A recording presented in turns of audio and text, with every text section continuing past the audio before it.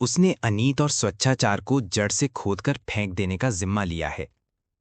Miss मालती ने और उकसाया, मगर मेरी समझ में आपकी ये नीति नहीं आती कि जब आप मामूली शिष्टाचार से अधिकारियों का सहयोग प्राप्त कर सकते हैं तो क्यों उनसे कन्नी काटते हैं। अगर आप अपनी आलोचनाओं में आग और विष जरा कम दें तो मैं वादा करती हूं कि आपको गवर्नमेंट से काफी मदद दिला सकती हूं। जनता को तो आपने देख लिया, उससे अपील की, उसकी खुशामद की, अपनी कठिनाइयों की कथा कही, मगर कोई नतीजा न निकला। अब जरा अधिकारियों को भी आजमा देखिए। तीसरे महीने आप मोटर पर ना निकलने लगें और सरकारी दावतों में निमंत्रित ना होने लगें तो मुझे जितना चाहें कोसिएगा। तब यही रईस और नेशनलिस्ट जो आपकी परवाह नहीं करते आपके द्वार के चक्कर लगाएंगे। ओमकारनाथ अभिमान के साथ बोले, यही तो मैं नहीं कर सकता देवी जी। मैंने अपने सिद्धांतों को सदैव ऊंचा और पवित्र रखा है और जीते जी उनकी रक्षा करूंगा। दौलत के पुजारी तो गली गली मिलेंगे, मैं सिद्धांत के पुजारियों में हूं। मैं इसे दंभ कहती हूं। आपकी इच्छा, धन की आपको परवाह नहीं है, सिद्धांतों का खून करके नहीं। तो आपके पत्र में विदेशी वस्तुओं के विज्ञापन क्यों होते हैं? मैंने किसी भी दूसरे पत्र में इतने विदेशी विज्ञापन नहीं देखे। आप बनते तो हैं आदर्शवादी और सिद्धांतवादी, पर अपने फायदे के लिए देश का धन विदेश भेजते हुए आपको जरा भी खेद नहीं होता। आप किसी तर्क से इस नीति का समर्थन नहीं कर सकते। ओमकारनाथ के पास सचमुच कोई जवाब न था। उन्हें बगले झांकते देखकर राय साहब ने उनकी हिमायत की। तो आखिर आप क्या चाहती हैं? इधर से भी मारे जाऊं, उधर से भी मारे जाऊं, तो पत्र कैसे चले? मिस मालती ने दया करना न सीखा था। पत्र नहीं चलता तो बंद कीजिए। अपना पत्र चलाने के लिए आपको विदेशी वस्तुओं के प्रचार का कोई अधिकार नहीं। अगर आप मजबूर हैं तो सिद्धांत का ढोंग छोड़िए। मैं तो सिद्धांतवादी पत्रों को देखकर जल उठती हूं। जी चाहता है दिया सलाई दिखा दूं। जो व्यक्ति कर्म और वचन में सामंजस्य नहीं रख सकता वो और चाहे जो कुछ हो, सिद्धांतवादी नहीं है। मेहता खेल उठे। थोड़ी देर पहले उन्होंने खुद इसी विचार का प्रतिपादन किया था। उन्हें मालूम हुआ कि इस रमणी में विचार की शक्ति भी है, केवल तितली नहीं। संकोच जाता रहा। यही बात अभी मैं कर रहा था। विचार और व्यवहार में सामंजस्य का ना होना ही धूर्तता है, मक्कारी है। मिस मालती प्रसन्न मुख से बोली, तो इस विषय में आप और मैं एक हैं, और मैं भी फिलॉसफी होने का दावा कर सकती हूं। खन्ना की जीभ में खुजली हो रही थी। बोले, आपका एक एक अंग फिलॉसफी में डूबा हुआ है। मालती ने उनकी लगाम खींची। अच्छा, आपको भी फिलॉसफी में दखल है। मैं तो समझती थी आप बहुत पहले अपनी फिलॉसफी को गंगा में डुबो बैठे, नहीं तो आप इतने बैंकों और कंपनियों के डायरेक्टर न होते। राय साहब ने खन्ना को संभाला। तो क्या आप समझती हैं कि फलासफरों को हमेशा फाके मस्त रहना चाहिए? जी हाँ। फलासफर अगर मुंह पर विजय ना पा सके तो फिलॉसफर कैसा? इस लिहाज से तो शायद मिस्टर मेहता भी फिलॉसफर न ठहरे। मेहता ने जैसे आस्तीन चढ़ाकर कहा, मैंने तो कभी ये दावा न किया राय साहब। मैं तो इतना ही जानता हूं कि जिन औजारों से लोहार काम करता है उन्हीं औजारों से सुनार नहीं करता। क्या आप चाहते हैं आम भी उसी दशा में फले फूलें जिसमें बबूल या ताड़? मेरे लिए धन केवल उन सुविधाओं का नाम है जिनमें मैं अपना जीवन सार्थक कर सकूं। धन मेरे लिए बढ़ने और फलने फूलने वाली चीज नहीं, केवल साधन है। मुझे धन की बिल्कुल इच्छा नहीं। आप वो साधन जुटा दें जिसमें मैं अपने जीवन का उपयोग कर सकूं। ओंकारनाथ समिष्टिवादी थे। व्यक्ति की इस प्रधानता को कैसे स्वीकार करते? इसी तरह एक मजदूर कह सकता है कि उसे काम करने की सुविधाओं के लिए 1000 महीने की जरूरत है। अगर आप समझते हैं कि उस मजदूर के बगैर आपका काम नहीं चल सकता तो आपको वो सुविधाएं देनी पड़ेंगी। अगर वही काम दूसरा मजदूर थोड़ी सी मजदूरी में कर दे तो कोई वजह नहीं कि आप पहले मजदूर की खुशामद करें। अगर मजदूरों के हाथ में अधिकार होता तो मजदूरों के लिए स्त्री और शराब भी उतनी ही जरूरी सुविधा हो जाती जितनी फलासफरों के लिए। तो आप विश्वास मानिए, मैं उनसे ईर्ष्या न करता। जब आपका जीवन सार्थक करने के लिए स्त्री इतनी आवश्यक है तो आप शादी क्यों नहीं कर लेते? मेहता ने निसंकोच भाव से कहा, इसीलिए क्योंकि मैं समझता हूं मुक्त भोग आत्मा के विकास में बाधक है। विवाह तो आत्मा को और जीवन को पिंजरे में बंद कर देता है। मुक्त भोग। खन्ना ने इसका समर्थन किया। बंधन और निग्रह पुरानी थ्योरियां हैं, नई थ्योरी है। मालती ने चोटी पकड़ी। तो अब मिसेस खन्ना को तलाक के लिए तैयार रहना चाहिए। तलाक का बिल पास तो हो, शायद उसका पहला उपयोग आप ही करेंगे। कामिनी ने मालती की ओर विष भरी आंखों से देखा और मुंह से कोड़ लिया, मानो कह रही हैं, खन्ना तुम्हें मुबारक रहें, मुझे परवाह नहीं। मालती ने मेहता की तरफ देखकर कहा, इस विषय में आपके क्या विचार हैं मिस्टर मेहता? मेहता गंभीर हो गए। वो किसी प्रकरण पर अपना मत प्रकट करते थे तो जैसे अपनी सारी आत्मा उसमें डाल देते थे। विवाह को मैं सामाजिक समझौता समझता हूं और उसे तोड़ने का अधिकार न पुरुष को है न स्त्री को। समझौता करने के पहले आप स्वाधीन हैं। समझौता हो जाने के बाद आपके हाथ कट जाते हैं। तो आप तलाक के विरोधी हैं, क्यों? पक्का। और मुक्त भोग वाला सिद्धांत? वो उनके लिए है जो विवाह नहीं करना चाहते। अपनी आत्मा का संपूर्ण विकास तो सभी चाहते हैं, फिर विवाह कौन करे और क्यों करे? इसीलिए, क्योंकि मुक्ति सभी चाहते हैं, पर ऐसे बहुत कम है जो लोभ से अपना गला छुड़ा सकें। आप श्रेष्ठ किसे समझते हैं, विवाहित जीवन को या अविवाहित जीवन को? समाज की दृष्टि से विवाहित जीवन को, व्यक्ति की दृष्टि से अविवाहित जीवन को। धनुष यज्ञ का अभिनय निकट था। 10 से 1 तक मनुष्य यज्ञ, 1 से 3 तक प्रसंग, ये प्रोग्राम था। भोजन की तैयारी शुरू हो गई। मेहमानों के लिए बंगले में रहने का अलग अलग प्रबंध था। खन्ना परिवार के लिए 2 कमरे रखे गए थे। और भी कितने ही मेहमान आ गए थे। सभी अपने अपने कमरों में गए और कपड़े बदल बदल कर भोजनालय में जमा हो गए। यहाँ छूत छात का कोई भेद न था। सभी जातियों और वर्णों के लोग साथ भोजन करने बैठे। केवल संपादक ओंकारनाथ सबसे अलग अपने कमरे में फलाहार करने गए और कामिनी खन्ना को सरदर्द हो रहा था, उन्होंने भोजन करने से इनकार किया। भोजनालय में मेहमानों की संख्या 25 से कम न थी। शराब भी थी और मांस भी। इस उत्सव के लिए राय साहब अच्छी किस्म की शराब खास तौर पर खिंचवाते थे। खिंची जाती थी दवा के नाम से, पर होती थी खालिस शराब। मांस भी कई तरह के पकते थे, कोफ्ते, कबाब और पुलाव। मुर्ग, मुर्गियां, बकरा, हिरन, तीतर, मोर, जिसे जो पसंद हो वो खाए। भोजन शुरू हो गया तो मिस मालती ने पूछा, संपादक जी कहाँ रह गए?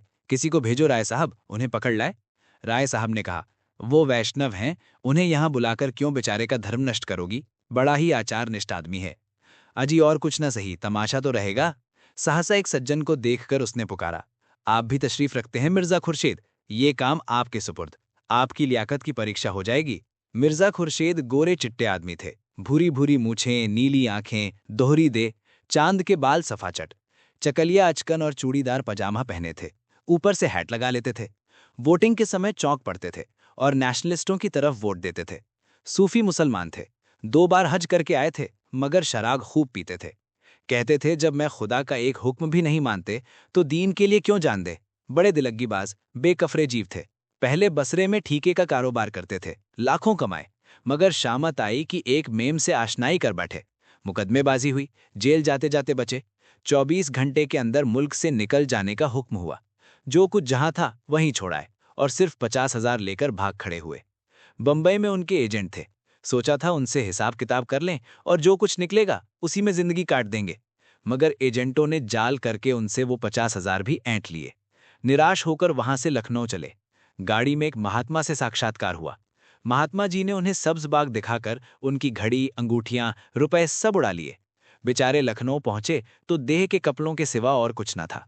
राय साहब से पुरानी मुलाकात थी। कुछ उनकी मदद से और कुछ अन्य मित्रों की मदद से एक जूते की दुकान खोल ली। वो अब लखनऊ की सबसे चलती हुई जूते की दुकान थी। 400-500 रोज की बिक्री थी। जनता को उन पर थोड़े ही दिनों में इतना विश्वास हो गया कि एक बड़े भारी मुस्लिम ताल्लुकेदार को नीचा दिखाकर कौंसिल में पहुंच गए।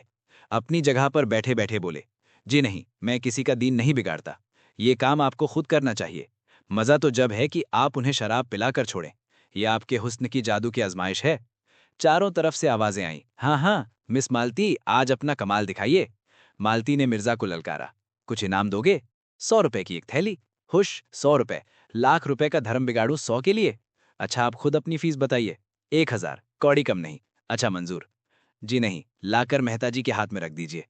मिर्जा जी ने तुरंत 100 रुपए का नोट जेब से निकाला और उसे दिखाते हुए खड़े होकर बोले, भाइयों, ये हम सब मर्दों की इज्जत का मामला है। अगर मिस मालती की फरमाइश ना पूरी हुई तो हमारे लिए कहीं मुंह दिखाने की जगह न रहेगी। अगर मेरे पास रुपए होते तो मैं मिस मालती की एक एक अदा पर 1-1 लाख कुर्बान कर देता। एक पुराने शायर ने अपने माशूक के एक काले तिल पर समरकंद और बुखारा के सूबे कुर्बान कर दिए थे। आज आप सभी साहबों की जमा मर्दी और हुस्न परस्ती का इम्तिहान है। जिसके पास जो कुछ हो सच्चे सूरमा की तरह निकाल कर रख दे। आपको इल्म की कसम, माशूक की अदाओं की कसम, अपनी इज्जत की कसम, पीछे कदम ना हटाइए। मर्दों, रुपए खर्च हो जाएंगे, नाम हमेशा के लिए रह जाएगा। ऐसा तमाशा लाखों में भी सस्ता है। देखिए, लखनऊ के सीनों की रानी एक जाहिद पर अपने हुस्न का मंत्र कैसे चलाती है। भाषण समाप्त करते ही मिर्जा जी ने रहेक की जेब की तलाशी शुरू कर दी। पहले मिस्टर खन्ना की तलाशी हुई। उनकी जेब से 5 रुपए निकले। मूंग बिचकाकर कहा, वाह खन्ना साहब वाह, नाम बड़े दर्शन थोड़े। इतनी कंपनियों के डायरेक्टर, लाखों की आमदनी और आपके जेब में 5 रुपए। लाहौल बिल्ला कुव्वत। कहाँ है मेहता? आप जरा जाकर मिसेस खन्ना से कम 100 रुपए वसूल कर लाएं। खन्ना खिसियाकर बोले, अजी उनके पास एक पैसा भी ना होगा। कौन जानता था कि यहाँ आप तलाशी लेना शुरू करेंगे। खैर आप खामोश रहिए, हम अपनी तकदीर तो आजमा लें। अच्छा तो मैं जाकर उनसे पूछता हूँ। जी नहीं, आप यहाँ से हिल नहीं सकते। मिस्टर मेहता, आप फिलोसोफर हैं, मनोविज्ञान के पंडित। देखिए अपनी भेद ना कराइएगा। मेहता शराब पीकर मस्त हो जाते थे। उस मस्ती में उनका दिन उड़ जाता था और विनोद सजीव हो जाता था। लपक कर मिसेस खन्ना के पास गए और 5 मिनट ही में मुंह लटकाए लौट आए। मिर्जा ने पूछा, अरे क्या खाली हाथ? राय साहब से, काजी के घर चूहे भी सयाने। मिर्जा ने कहा, हो बड़े खुशनसीब खन्ना, खुदा की कसम। मेहता ने कहा मारा और जेब से 100-100 रुपए के 5 नोट निकाले। मिर्जा ने लपक कर उन्हें गले लगा लिया। चारों तरफ से आवाजें आने लगी, कमाल है, मानता हूं उस्ताद, क्यों ना हो, फिलोसफरी जो ठहरे। मिर्जा ने नोटों को आंखों से लगाकर कहा, भाई मेहता, आज से मैं तुम्हारा शागिर्द हो गया। बताओ क्या जादू मारा? मेहता अकड़कर लाल लाल आंखों से ताकते हुए बोले, अजी कुछ नहीं, ऐसा कौन सा बड़ा काम था? जाकर पूछा, अंदर आऊं? बोली, आप हैं मेहता जी, आइए। मैं अंदर जाकर कहा, वहां लोग ब्रिज खेल रहे हैं। अंगूठी 1,000 से कम की नहीं है, आपने तो देखा है। बस वही, आपके पास रुपए हों तो 500 देकर 1000 की चीज ले लीजिए। ऐसा मौका फिर ना संभलेगा। समझ मालती ने इस वक्त रुपए न दिए तो बेदाग निकल जाऊंगी। पीछे से कौन देता? शायद इसीलिए उन्होंने अंगूठी निकाली है कि 500 रुपए किसके पास धरे होंगे। मुस्कुराई और चट अपने बटुए से 5 नोट निकालकर दे दिए और बोली, मैं बिना कुछ लिए घर से नहीं निकलती, न जाने कब क्या जरूरत पड़े।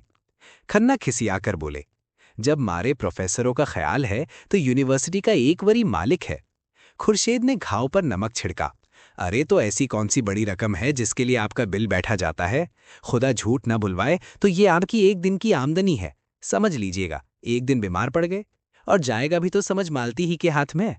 आपके दर्दे जिगर की दवा समझ मालती ही के पास तो है। मालती ने ठोकर मारी, देखिए मिर्जा जी, तबेले में लत्तवार चकी अच्छी नहीं। मिर्जा ने दुम हिलाई, कान पकड़ता हूं देवी जी। मिस्टर तंखा की तलाशी हुई। मुश्किल से 10 रुपए निकले। मेहता की जेब से केवल एक अठन्नी निकली। कई सज्जनों ने एक एक 2-2 रुपए खुद दे दिए। हिसाब जोड़ा गया तो 300 की कमी थी। ये कमी राय साहब ने उदारता के साथ पूरी कर दी। संपादक जी ने मेवे और फल खाए थे और जरा कमर सीधी कर रहे थे कि राय साहब ने जाकर कहा, आपको मिस मालती याद कर रही हैं। खुश होकर बोले, मिस मालती मुझे याद कर रही हैं, धन्य भाग। राय साहब के साथ हॉल में आ विराजे। उधर नौकरों ने मेजें साफ कर दी थीं। मालती ने आगे बढ़कर उनका स्वागत किया। संपादक जी ने नम्रता दिखाई, बैठिए, तकल्लुफ न कीजिए, मैं इतना बड़ा आदमी नहीं हूं। मालती ने श्रद्धा भरे स्वर में कहा, आप तकल्लुफ समझते होंगे, मैं समझती हूं, मैं अपना सम्मान बढ़ा रही हूं। यो आप अपने को कुछ समझें और आपको शोभा भी नहीं देता है, लेकिन यहाँ जितने सज्जन जमा हैं सभी आपकी राष्ट्र और साहित्य सेवा से भली भांति परिचित हैं। आपने इस क्षेत्र में जो महत्वपूर्ण काम किया है, अभी चाहे लोग उसका मूल्य ना समझें, लेकिन वो समय बहुत दूर नहीं है। मैं तो कहती हूँ वो समय आ गया है जब हर एक नगर में आपके नाम की सड़कें बनेंगी, क्लब बनेंगे, टाउन हॉलों में आपके चित्र लटकाए जाएंगे। इस वक्त जो थोड़ी बहुत जागृति है वो आप ही के महान उद्योग का प्रसाद है। आपको ये जानकर आनंद होगा कि देश में अब आपके ऐसे अनुयायी पैदा हो गए हैं जो आपके ग्रामोद्यान आंदोलन में आपका साथ बटाने को उत्सुक हैं, और उन सज्जनों की बड़ी इच्छा है कि ये काम संगठित रूप से किया जाए और एक देहात सुधार संघ स्थापित किया जाए जिसके आप सभापति हों। ओमकार नाथ के जीवन में ये पहला अवसर था कि उन्हें चोटी के आदमियों में इतना सम्मान मिला। यूं वो कभी कभी आम जलसों में बोलते थे और कई सभाओं के मंत्री और उपमंत्री भी थे, लेकिन शिक्षित समाज में अब तक उनकी उपेक्षा ही की जाती थी। उन लोगों में वो किसी तरह मिल न पाते थे, इसलिए आम जलसों में उनकी निष्क्रियता और स्वार्थांतिता की शिकायत किया करते थे और अपने पत्र में एक एक को रगेदते थे। कलम तेज थी, वाणी कठोर, साफ गोई की जगह उच्छृंखलता कर बैठते थे, इसीलिए लोग उन्हें खाली ढोल समझते थे। उसी समाज में आज उनका इतना सम्मान। कहाँ है आज स्वराज और स्वाधीन भारत और हंटर के संपादक? आकर देखें और अपना कलेजा ठंडा करें। आज अवश्य ही देवताओं की उन पर कृपा दृष्टि है। सदुद्योग कभी निष्फल नहीं जाता, ये ऋषियों का वाक्य है। वो स्वयं अपनी नजरों में उठ गए। कृतज्ञता से पुलकित होकर बोले, देवी जी, आप तो मुझे कांटों में घसीट रही हैं। मैंने तो जनता की जो कुछ भी सेवा की अपना कर्तव्य समझकर की। मैं इस सम्मान को अपना नहीं, उस उद्देश्य का सम्मान समझ रहा हूं जिसके लिए मैंने अपना जीवन अर्पित कर दिया है। लेकिन मेरा नम्र निवेदन है कि प्रधान का पद किसी प्रभावशाली पुरुष को दिया जाए। मैं पदों में विश्वास नहीं रखता, मैं तो सेवक हूं और सेवा करना चाहता हूं। मिस मालती इसे किसी तरह स्वीकार नहीं कर सकती। सभापति पंडित जी को बनना पड़ेगा। नगर में उसे ऐसा प्रभावशाली व्यक्ति दूसरा नहीं दिखाई देता, जिसकी कलम में जादू है, जिसकी जबान में जादू है, जिसके व्यक्तित्व में जादू है। वो कैसे कहता है कि वो प्रभावशाली नहीं है? वो जमाना गया जब धन और प्रभाव में मेल था। अब प्रतिभा और प्रभाव के मेल का युग है। संपादक जी को ये पद अवश्य स्वीकार करना पड़ेगा। मंत्री मिस मालती होंगी। इस सभा के लिए 1000 का चंदा भी हो गया है और अभी तो सारा शहर और प्रांत पड़ा हुआ है। 4-5 लाख मिल जाना मामूली बात है। ओंकार नाथ पर कुछ नशा सा चढ़ने लगा। उनके मन में जो एक प्रकार की खुदरी सी उठ रही थी, उसने गंभीर उत्तरदायित्व का रूप धारण कर लिया। बोले, मगर ये आप समझ ले मिस मालती कि ये बड़ी जिम्मेदारी का काम है और आपको अपना बहुत समय देना पड़ेगा। मैं अपनी तरफ से आपको विश्वास दिलाता हूं कि आप सभा भवन में मुझे सबसे पहले मौजूद पाएंगी। मिर्जा जी ने पुचारा दिया, आपका बड़े से बड़ा दुश्मन भी ये नहीं कह सकता कि आप अपना फर्ज अदा करने में कभी किसी से पीछे रहें। मिस मालती ने देखा शराब कुछ कुछ असर करने लगी है तो और भी गंभीर बनकर बोली, अगर हम लोग इस काम की महत्ता ना समझते तो ना ये सभा स्थापित होती और ना आप इसके सभापति होते। हम किसी रईस या ताल्लुकेदार को सभापति बनाकर धन खूब बटोर सकते हैं और सेवा की आड़ में स्वार्थ सिद्ध कर सकते हैं, लेकिन ये हमारा उद्देश्य नहीं। हमारा एकमात्र उद्देश्य जनता की सेवा करना है और उसका सबसे बड़ा साधन है आपका पत्र। हमने निश्चय किया है कि हर एक नगर और गांव में उसका प्रचार किया जाए और जल्द से जल्द उसकी ग्राहक संख्या को 20,000 तक पहुंचा दिया जाए। प्रांत की सभी म्यूनिसिपैलिटियों और जिला बोर्ड के चेयरमैन हमारे मित्र हैं। कई चेयरमैन तो यहीं विराजमान हैं। अगर हर एक ने 500-500 प्रतियां भी ले लीं तो 25,000 प्रतियां तो आप यकीनी समझें। फिर राय साहब और मिर्जा साहब की ये सलाह है कि काउंसिल में इस विषय का एक प्रस्ताव रखा जाए कि प्रत्येक गांव के लिए बिजली की एक प्रति सरकारी तौर पर मंगाई जाए या कुछ वार्षिक सहायता स्वीकार की जाए, और हमें पूरा विश्वास है कि ये प्रस्ताव पास हो जाएगा। ओंकार नाथ ने जैसे नशे में झूमते हुए कहा, हमें गवर्नर के पास डेप्यूटेशन ले जाना होगा। मिर्जा खुर्शीद बोले, जरूर जरूर। उनसे कहना होगा कि किसी सभ्य शासन के लिए ये कितनी लज्जा और कलंक की बात है कि ग्रामोद्यान का अकेला पत्र होने पर भी बिजली का अस्तित्व तक स्वीकार नहीं किया जाता। मिर्जा खुर्शीद ने कहा, अवश्य अवश्य। मैं गर्व नहीं करता, अभी गर्व करने का समय नहीं आया, लेकिन मुझे इसका दावा है कि ग्राम्य संगठन के लिए बिजली ने जितना उद्योग किया है, न ही इस प्रांत के इस राष्ट्र के इतिहास में अभूतपूर्व है। मिर्जा खुर्शीद बोले, जरूर जरूर। मिस मालती ने एक पैगौर दिया, हमारे संघ ने ये निश्चय भी किया है कि काउंसिल में आपकी जो जगह खाली हो उसके लिए आपको उम्मीदवार खड़ा किया जाए। आपको केवल अपनी स्वीकृति देनी होगी, शेष सारा काम हम लोग कर लेंगे। आपको न खर्च से मतलब, न प्रोपेगेंडा, न दौड़ धूप से।